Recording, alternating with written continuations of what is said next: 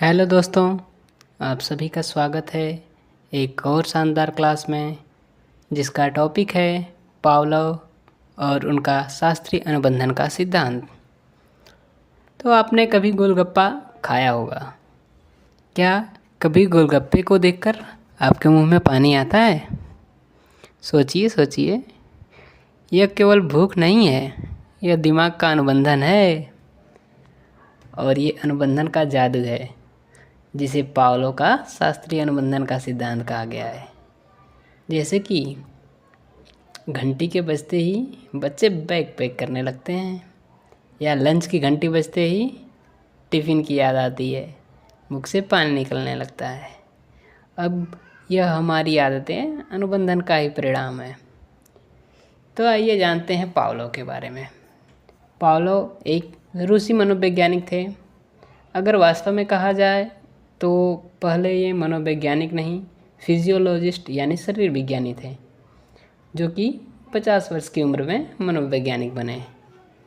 यह पाचन क्रिया का अध्ययन कर रहे थे कुत्ते की लार के ऊपर, और संयोग से अधिगम सिद्धांत की खोज कर दी।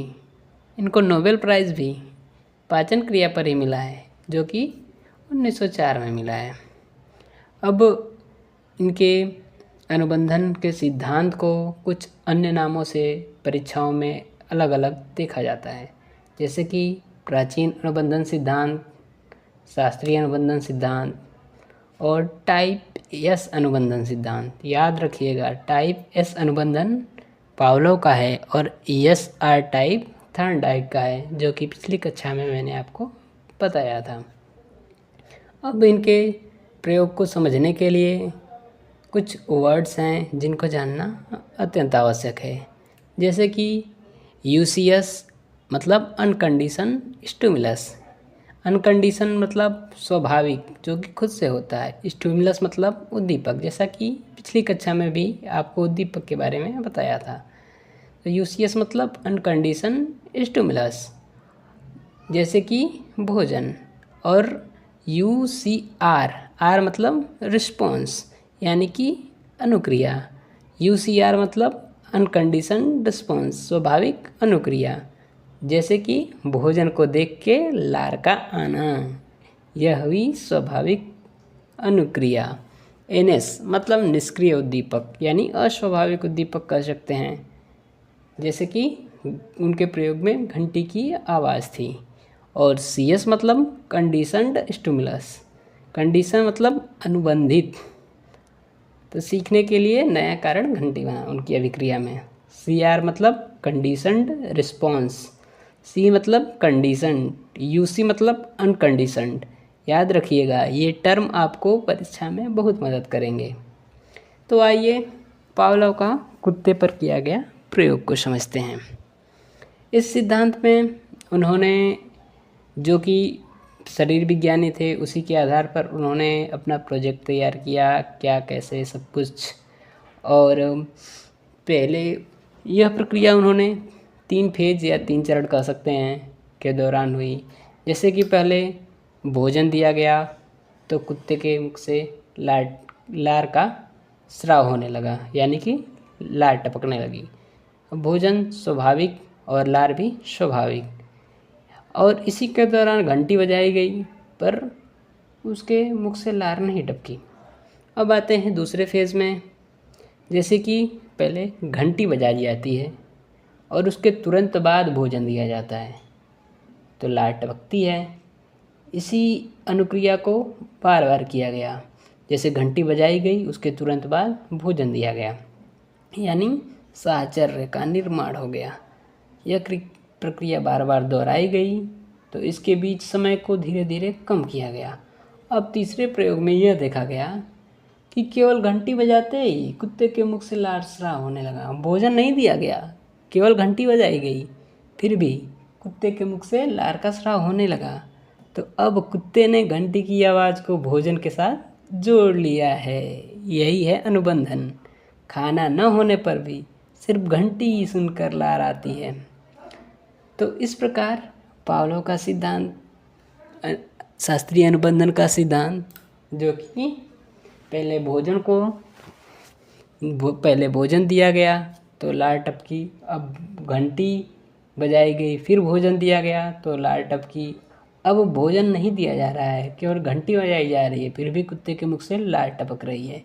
इसका उदाहरण हम ऐसे देख सकते हैं कि जैसे हमें काम करते वक्त या स्कूल में घंटी बजते ही मुख से लार टपकना, ये भी एक अनुबंधन की।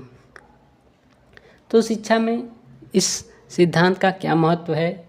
जैसे कि किसी आदत का निर्माण करने के लिए या बुरी आदत को छुड़ाने के लिए इस सिद्धांत का प्रयोग किया जाता है। बच्चों में भय, क्रोध, इन सब का निवारण करने के लिए भी सिद्धांत का प्रयोग किया जाता है, और डर का इलाज करने के लिए भी इस सिद्धांत का प्रयोग किया जाता है। जैसे कि मान लीजिए बच्चा कुत्ते से डरता है, तो कुत्ते से उसका डर भगाने के लिए हम कहीं थोड़ी दूर से एक शांत कुत्ता बच्चे को दिखाएंगे और उसी समय बच्चे को उसकी फेवरेट चॉकलेट या फेवरेट खिलौना दे देंगे, और यह अनुक्रिया जैसे जैसे हम बार बार करते जाएंगे तो बच्चा समझ जाएगा कि उसे कुत्ते से डरना नहीं है, और बच्चे के अंदर से वो डर खत्म हो जाएगा। अब शिक्षा में इसका महत्व क्या है?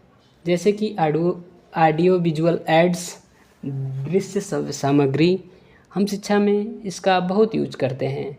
यह भी पावलो के सिद्धांत से ही संबंधित है। अंधविश्वास भी अनुबंधन है, इसे भी इस सिद्धांत से दूर किया जा सकता है। वस्तु या विचार के प्रति दृष्टिकोण विकसित करने में सहायक होता है। अब पावलो का जो सिद्धांत है उसमें कुछ वास्तविक टर्म हैं, जैसे कि जब किसी अस्वाभाविक उद्दीपक, यानी अस्वाभाविक उद्दीपक बताया गया क्या है, घंटी, को स्वाभाविक उद्दीपक मतलब भोजन, उद्दीपक मतलब स्टिमुलस के साथ बार बार प्रस्तुत किया जाता है, तो प्राणी अस्वाभाविक उद्दीपक के प्रति भी स्वाभाविक अनुक्रिया करना सीख जाता है, यानी कि घंटी की आवाज़ को सुनकर लार टपकना।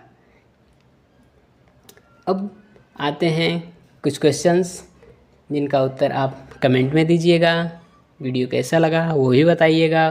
पहला क्वेश्चन है, पावलो को किस श्रेणी में नोबेल पुरस्कार मिला? और दूसरा है, शास्त्रीय अनुबंधन में घंटी की आवाज़ प्रयोग के बाद क्या बन जाती है? यानी घंटी की आवाज़ क्या थी? क्या वो यूसीएस थी या सीएस थी या क्या थी? और घंटी की आवाज़ के बाद जब कुत्ता लार टपकाता है तो क्या हो जाती है? इन दोनों प्रश्नों का उत्तर आप कमेंट में देंगे। वीडियो में लास्ट तक बने रहने के लिए आप सभी का धन्यवाद। चैनल को लाइक सब्सक्राइब करें।